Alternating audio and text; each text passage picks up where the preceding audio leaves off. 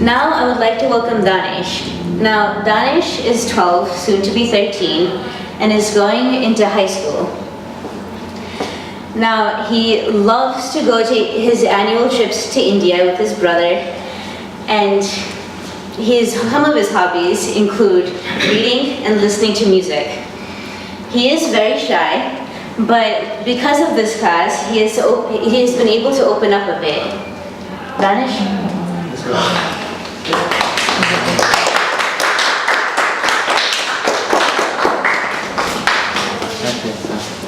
Hello everyone, my name is Danish Khan. Can you all hear me? Yes, sir. Okay. How are y'all doing? Good. Okay, so before I begin, I'd like to say a short prayer.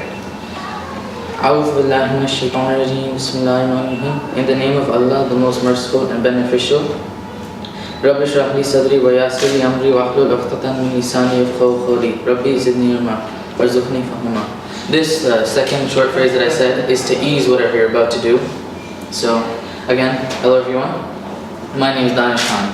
Today, I will be speaking about different types of energy sources. I will be speaking about geothermal energy, hydrogen energy, and tidal energy.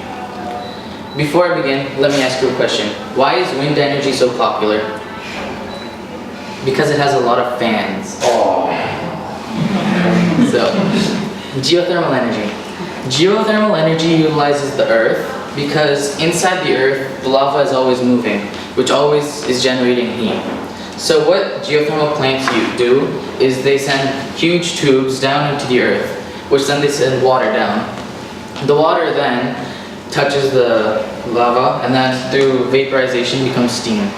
And then the steam is then trapped and then turns turbines, which then generates electricity for us and then escapes.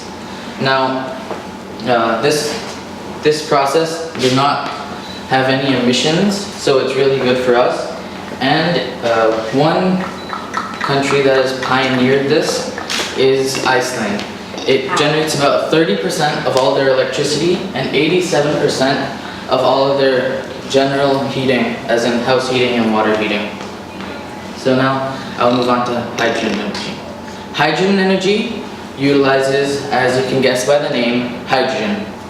What is done is the hydrogen is then taken and then put into the form of a cell. Now one way this can be compared to batteries is that both of them utilize a chemical reaction to generate electricity. Now the reaction that occurs in hydrogen cell batteries is hydrogen reacts with oxygen, which then releases water and makes electricity. Now since hydrogen is the most abundant resource in our whole universe, we can easily use that to our advantage. Now, one place that uses hydrogen energy is Texas. They have one bus on their capital metro fleet that uses it, and it has a charging port at the University of Texas in Austin. Now, the Texas Emissions Reduction Program also awarded about $500,000 to a coalition of companies who will make 20 trucks which will have hydrogen fuel cells on them and 5 charging stations for if you have a hydrogen fuel cell car. So now let me ask you a question before I move on. What is the least favorite detergent in Japan? Any guesses? Tide. Okay, so tidal energy. Tidal energy utilizes the tides, which are in the form of kinetic energy, and then turns it into usable energy. One of the few places that has utilized it for its maximum power is South Korea, where they have the biggest tidal plant, which generates about over 250 kilowatts, and that was the second one made. The first one was made in France. Now, tidal energy is it needs specific locations to work. Now, the US, they've only found a couple, but there are 2 tidal energy plants in the US. Now, one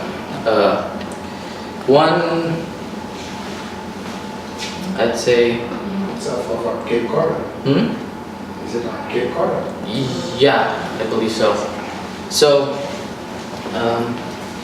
one thing that one thing that is beneficial for us is that it doesn't hurt us in any way unless we go swimming in one of the areas that have it. Now, the one downside to this is that it does injure any marine life around it. Like if a fish swims up to one of them, it will get caught in its turbines, but some, like one in the UK, have put these sensors that will automatically turn off the turbines if they get too close. So in all, I talked about geothermal energy, hydrogen energy, and tidal energy. Now, in my opinion, I believe that hydrogen energy will expand much farther, because if you look at the current sources that we have that fuel cars, gas, it hurts the environment. Electric cars, they also hurt the environment. And you might be asking, how do they hurt the environment? I thought they were the next biggest thing. Now, well, if you think about it, where do they get that electricity from? Plants that burn coal, which in the end still hurt our environment. So hydrogen energy, since it has no emissions, it helps us. So in the end, it is up to us which energy sources we use, we don't use, and we will use. And we have to maximize the use of the best sources to make sure that we protect our Earth for the longest time we can. Thank you, everyone. Now, it is my